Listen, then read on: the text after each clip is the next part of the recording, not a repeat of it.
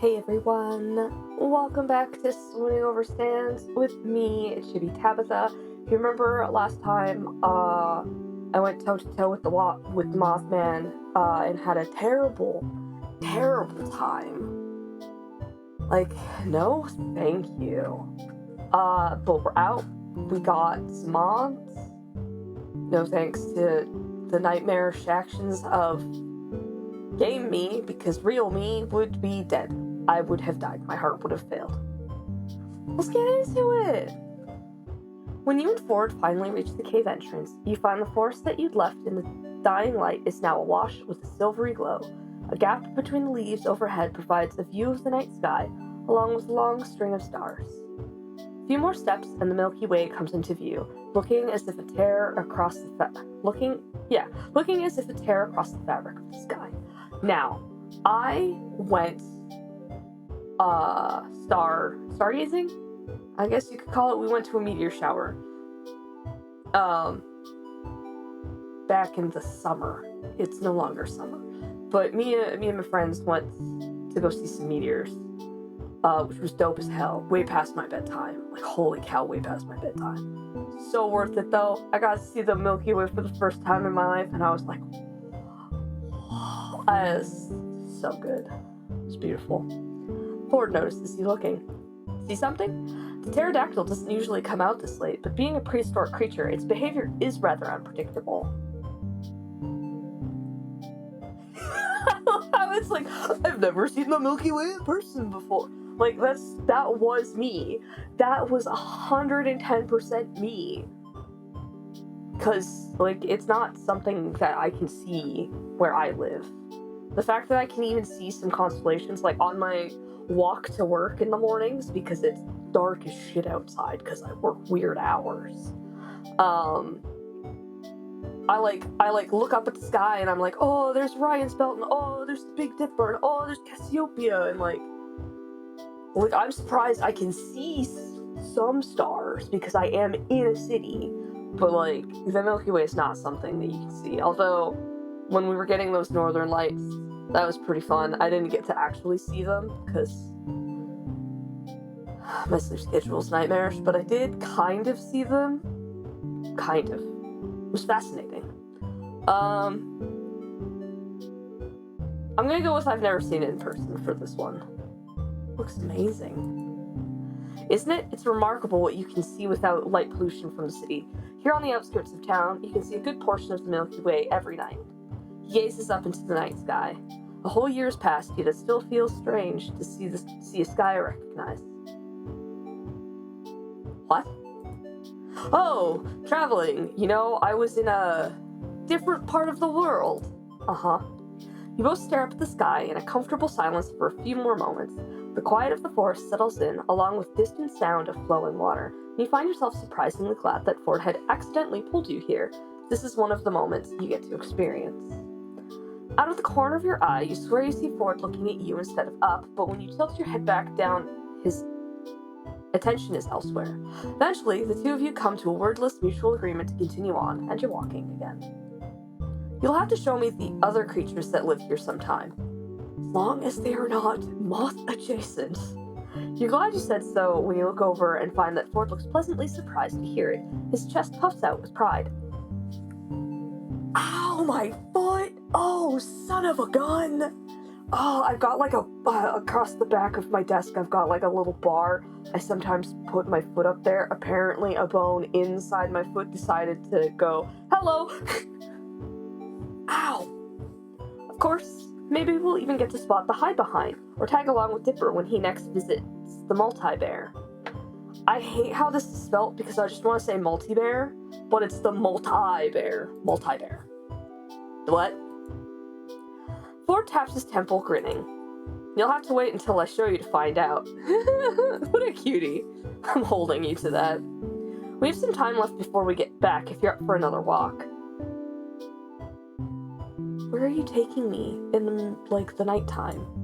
You must make a face because Ford looks back at you and laughs. We're not far, I promise. I just thought I might answer a few of your questions, if you have any. I have so many questions. You must stay in great shape if you do this all day. Ha! You know, actually, this sort of thing isn't part of my exercise regimen. I hate this man. I hate this man. My exercise regimen is walking. I like to walk. I walk everywhere if I can. It's good for my health or something. Ford turns left at the stone marker towards the sound of the river, and sure enough, after a while it comes into view. The moonlight illuminates the water as you walk along it. After following the river for quite a few minutes, the shoreline expands into a small round lake in the center of the clearing. Overhanging it is a large flat rock, the kind that could be used as a less than effective diving board in times of emergency, the emergency being that one just had to jump into the lake. However, neither yourself nor Ford really look in the direction of the diving board. He leads you towards the edge of the lake where a relatively flat boulder could substitute for a bench, and the two of you take a seat. Ooh. So ask about other creatures, ask about family, ask about the mystery shack, ask about staying. That's a little forward of me. Ask about the stars, or wait, I'm going to ask about them creatures. You said to wait, but can I at least get a preview of what I'd be getting into? Not content to leave them to discover yourself, Well, has anyone told you about the Gobblewonker? You snort, taken aback by the name, but compose yourself when Ford simply raises an eyebrow. I don't think so. No. Not even in the tourist guide? Does the office even read my letters? I don't think so, my guy. Ford mutters to himself something about updating the tourist guide to warn against local dangers. He sighs with a frustration that's reserved for bureaucracy, but soon lights up at the prospect of getting to introduce you to another strange creature. I can't believe I did not suffer over bureaucracy, the word. I've screwed up a lot of words. And I didn't. It's fine, I'm fine. Well, the Gobblewonker is a large sea creature that lives in this very lake. It can't be a sea creature, the lake is freshwater. One could say it's our version of the Loch Ness Monster. A sea creature can't live in a freshwater lake. My old research assistant apparently saw it at some point. He said it was large, gray, and scaly, with a long neck like a giraffe. You wouldn't have had any odd sightings yet. Have you? It's only been 24 hours, but my own first encounter with the strange occurred shortly after my arrival as well.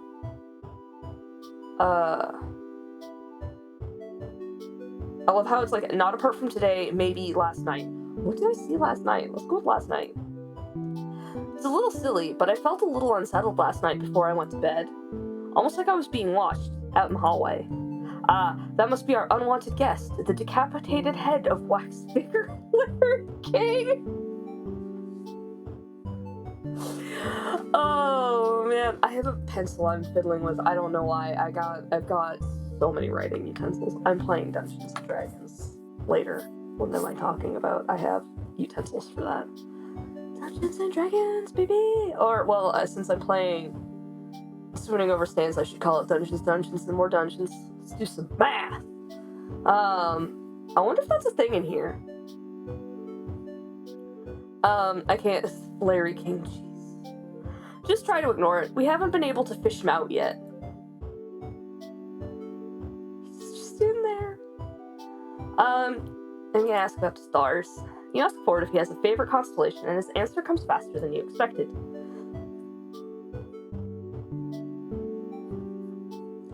Orion and Ursa Major, that's so funny, that's the Big Dipper. I like the stars. I kind of know the Summer Triangle. I don't. Quick research break. While I just quickly. Summer Triangle. Go.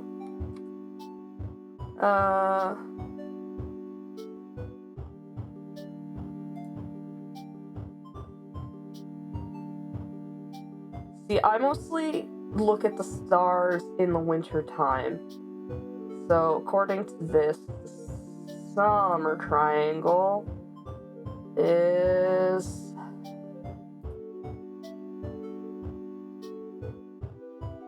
Oh, it's Cygnus, Lyra, and Aquila. Altair, Vega, and Deneb. Okay. Okay, weird.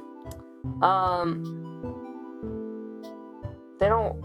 See, this is such a weird question for me to answer, because it's like... I like the stars in general. My favorite one is probably actually Cassiopeia. It's one of the ones that I'm, like, constantly looking for. Because, like, I can always see it because of where I am in the northern hemisphere. But I'm gonna go with the next one that I'm always looking for, Ursa Major. Well, you must have good taste. Okay. Ask about his family. What's Mabel like? In short, a force to be reckoned with. She radiates charm and positivity and has depths of determination I can only guess at. You'll find out for yourself, most likely. It's hard not to wake up one day and find yourself her friend. Perhaps you already are. He wiggles his finger spookily in the air and you laugh. Yeah, no, Mabel's just kind of like that, yeah? I don't doubt it. What's Dippin' Dot like? Dipper's very intelligent. In many ways, he reminds me of, well, myself. Last summer, he found the research journals I mentioned and instead of overlooking them, made some impressive contributions of his own. He has since started his own journal, and I look forward to see where life will take him. He's made me prouder than I can say. That's kind of cute. Who's Seuss? Ah, the handyman, Seuss. He's, well, I'm still not sure what he does exactly, but Stan gave him the rights to conduct his business with the shack, so he spends his day giving out tours, selling merchandise, fooling the townsfolk, giving no refunds, and the like. We put the fun in no refunds. I may not have been around the original Mystery Shack very often while Stan was still running it, but I believe Seuss is doing the brand name good.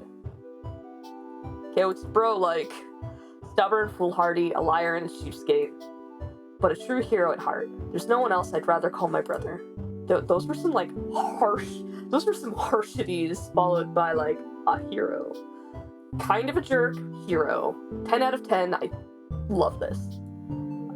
Yes, the Mystery Shack used to be my house once upon a time, and now it's a tourist trap. I'm glad for what it's become as a home. I just wish it weren't so offending to each of the senses. Are you really okay with me staying here? Absolutely. I owe it to you, after all. I owe it to you. After all, there is a pause, an important pause that comma creates, Sherry. You helping me today, however, was not part of the plan. You're making it rather hard to settle my debt. I think you did me a favor just by letting me come along today. The two of you share a smile. Ford looks out across the lake in thought. Sherry, I have to admit, I didn't want to take you with me earlier today. I thought I'd be walking myself into an uncomfortable social situation. So did you, to be honest. And you did well out there. Not many tourists could handle the kind of task we just completed. This had the potential to have gone disastrously. I mean, a butterfly net against Mothman? Easily a 3% success rate. Ford. Buddy, friend, pal. My dude. I can't do moths. I cannot, for the life of me, do moths.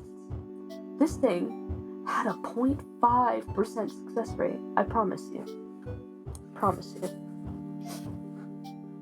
Sometimes, the more Ford speaks, the less reassured you feel until all that's left is a distant unease. You smile and nod anyways. Yeah, he just really likes to, like, unsettle you. It's very, Ford. The two of you sit in another moment of quiet night.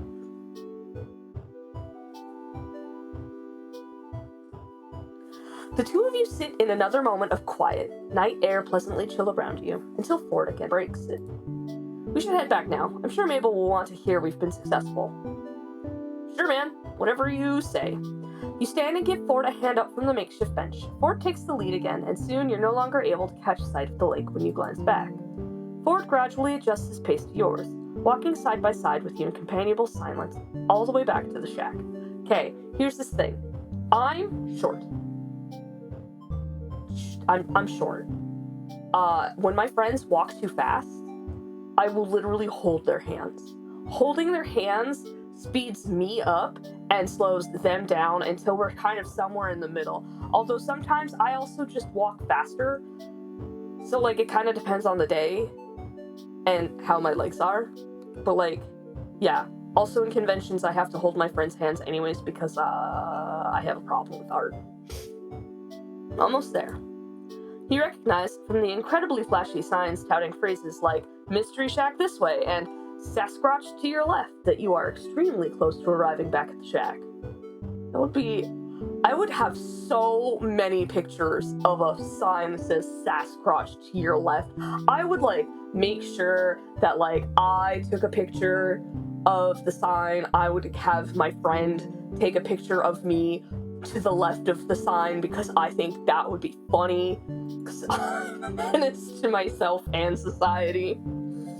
As you and Ford leave the tree line, you see the bright lights shining on the porch. You make out the faint outline of the kids' shadows as they run through the house and emerge in the attic window, and Mabel pushes it open, leading out. Grunkle Ford! Finally! You guys took so long, I had time to cover Waddles and macaroni. How does one apply macaroni to a pig? Why would you do that? I have my reasons. Did you get the thing? Yes, and I'm coming inside so we can stop shouting. Shrek, come along. We've got a pig to save. Ford strides into the shack, a man on a mission. You grin and follow, but not before taking one last look at the night sky. Yeah, maybe your stay won't be too bad after all. Back inside the shack, the grand conclusion to your expedition to the Mothman's cave is spritzing Mabel's pig with the newly finished deterrent until the poor piglet reeks of lavender. You see Mabel and Dipper head up to bed looking sleepier than usual as a result. Something about lavender is so soothing to the senses that you crash out fairly soon afterwards, face first on your makeshift bed. Lavender's weird for me. I like lavender.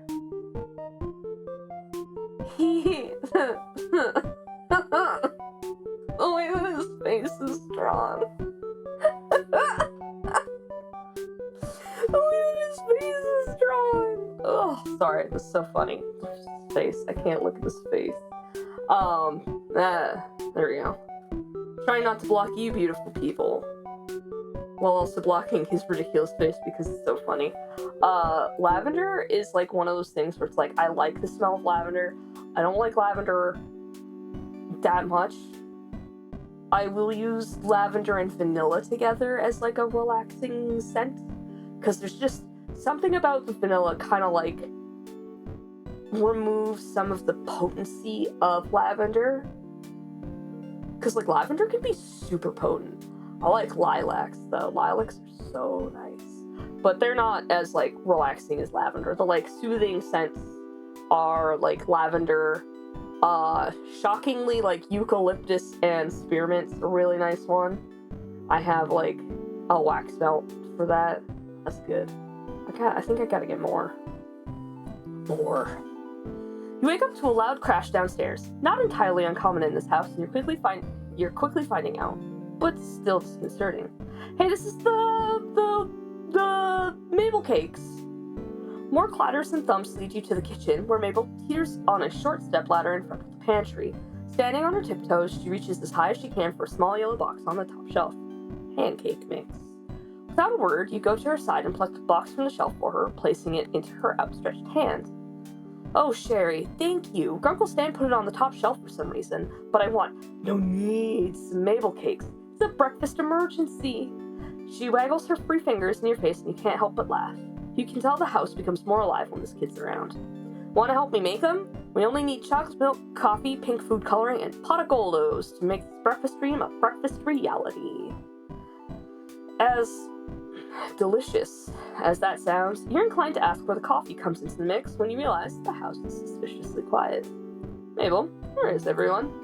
Oh, Grunkle Stan needed stuff for your car, so he went to go get the Mecky Techie stuff for that. I think Grunkle Ford's somewhere. Here the abominable bro man was trying to steal soda from campers, so we went to help him out. Yep, that's where we went. Totally knew that. So they left you guys to make breakfast on your own? You don't know the family well enough yet to know this is commonplace, so the idea of leaving two teenagers alone to fend for themselves seems fine. If one of the teenagers was Mabel, anyway. You still don't know how coffee fits into her Mabel cakes, but now you don't really want to know. Dipper attempts to hide the pancake mix from Mabel while she's grabbing the chocolate milk from the fridge. Apparently, he doesn't want to find out either. Mabel, while your Mabel cakes sound absolutely divine, why don't we, Dipper, can you cook? Maybe Dipper can help you make something different. We should save the Mabel cakes for another day. A more special day.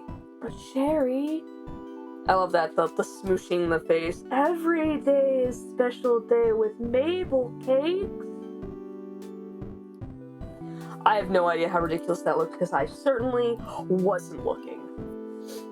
Is there somewhere we can go out to get breakfast? We should really save the Mabel cakes till your great uncles get back. I know they wouldn't want to miss them.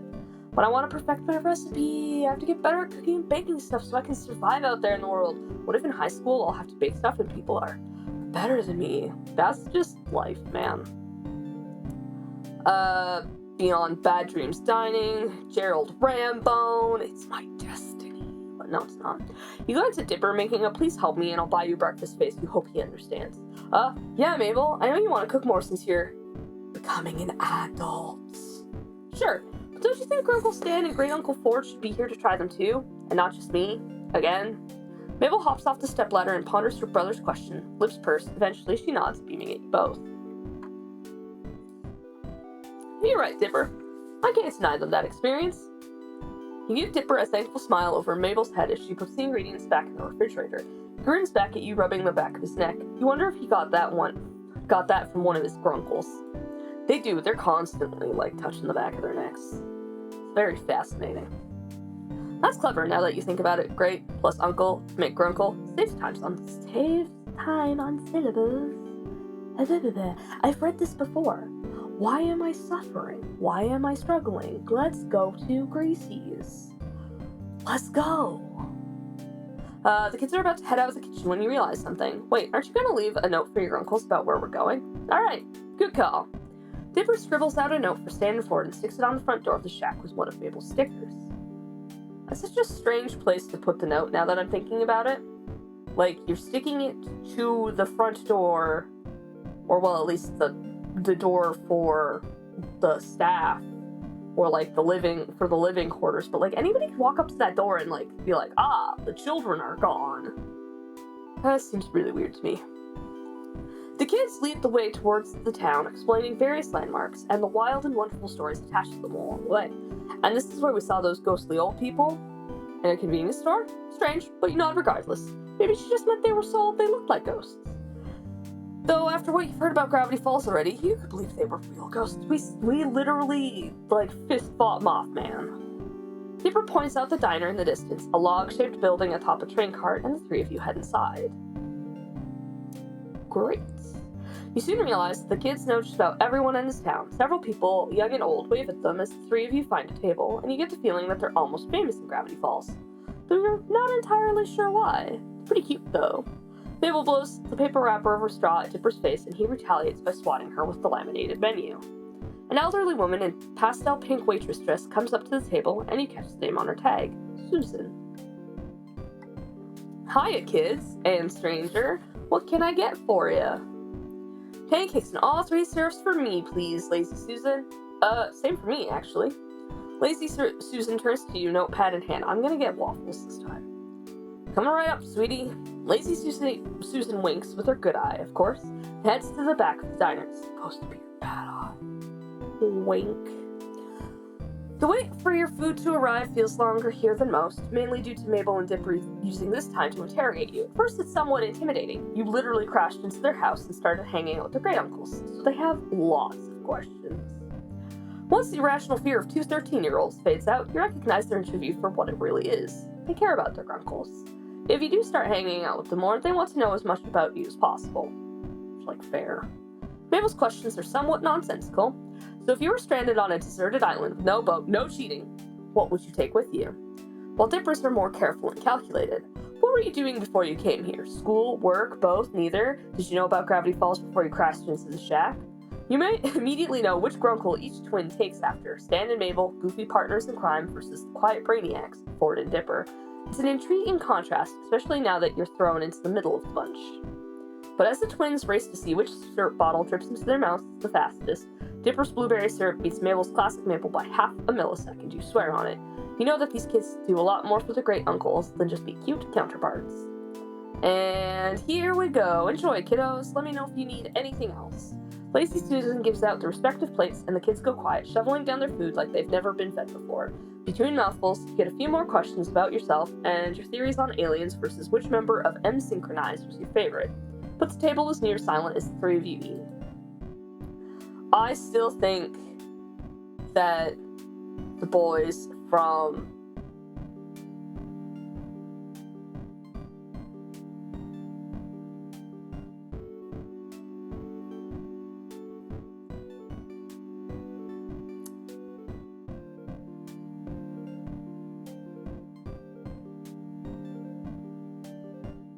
God, what are they called? Several times, that's the one. Jesus.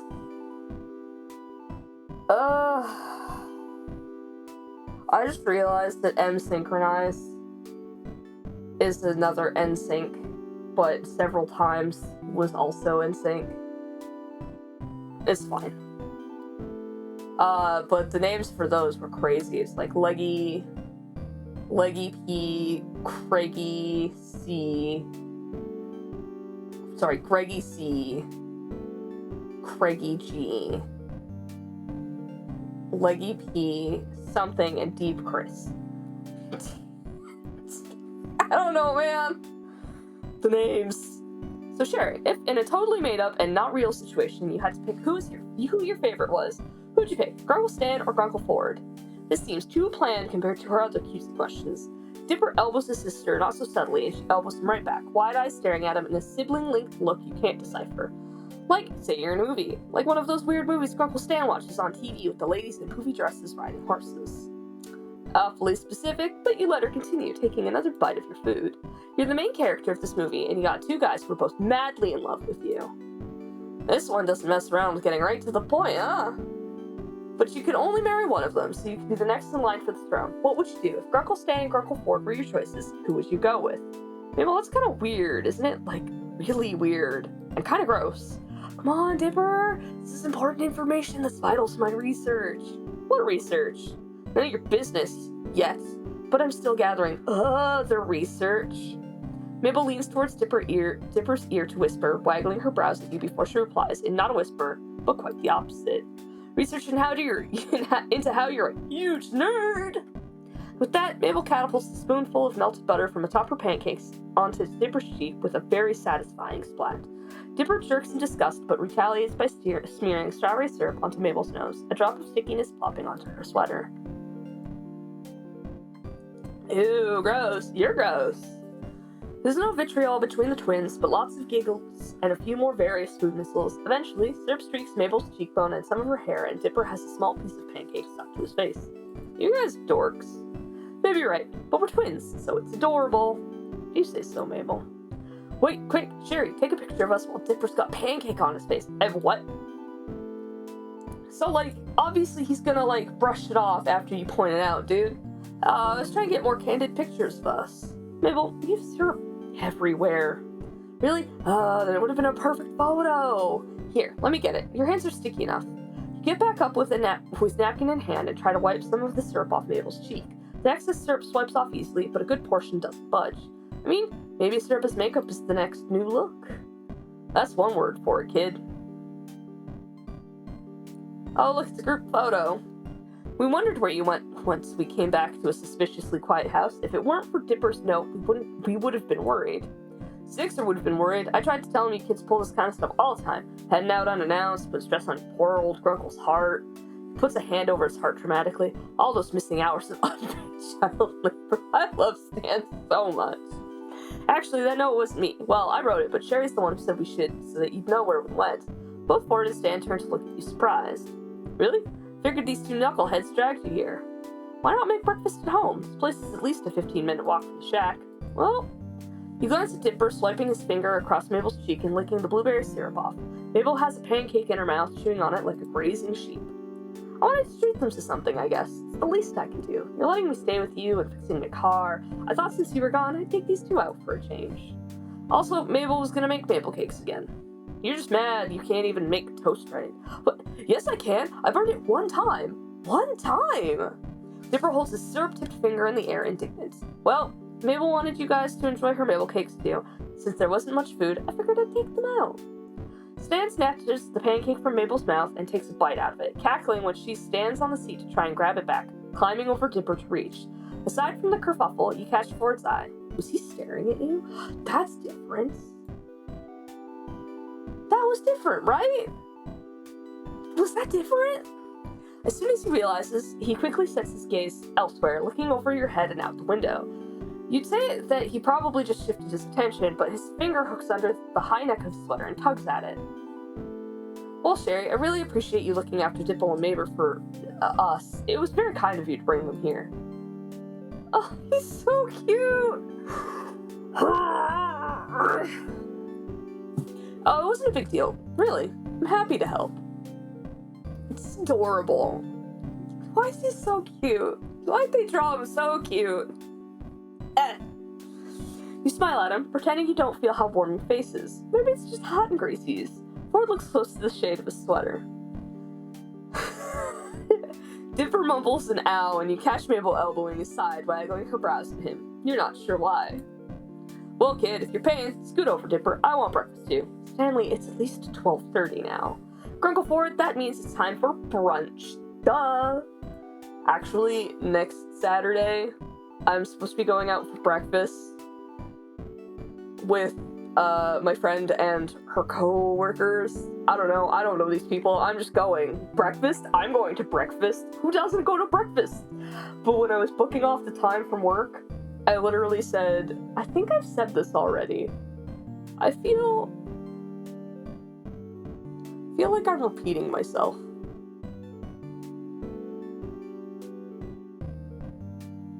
Or maybe I've just told so many people that it's now sounding like... Sorry, my nose is very itchy. Because it's getting dry, because it's winter, kind of. Winter, kind of. But yeah, when I booked it off, I was like, girl, dinner! Except it's breakfast. See, this kid gets me. Now let me in so I can get some grub. Dipper moves to your side of the booth. It stands sits next to Mabel. My God.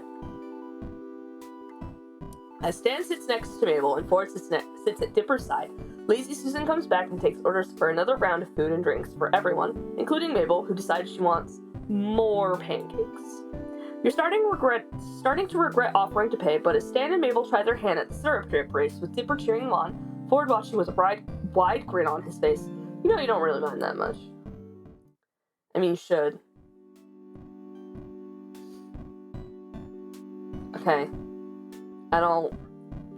We're gonna stop here. This is where we're gonna stop. We're gonna stop here. We had breakfast. We had breakfast with the family. Something different happened, because we went on the first date with Ford instead of Stan. Obviously, Ford reacted instead of Stan. That makes sense. Slightly different, but fun nonetheless. We got waffles instead of pancakes this time. I forget what the other option was. If I ever play this again, I'll pick the other option. Why not? Who cares?